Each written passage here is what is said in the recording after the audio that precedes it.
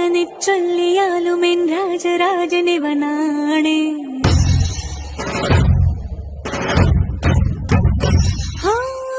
വാക്കു ചൂടെന്ന മനസ്സു തൂവെള്ള കല്ല് പോലുള്ള നിന്റെ ഉള്ളിലുള്ള ദൈവിക രൂപമറിഞ്ഞവ ഞാൻ കണ്ടു.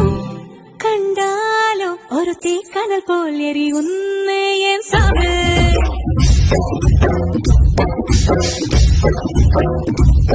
പിഞ്ചോമൽ പനിനീർ പോലെ ഒരു പൈകൾ എൻ സാവ്.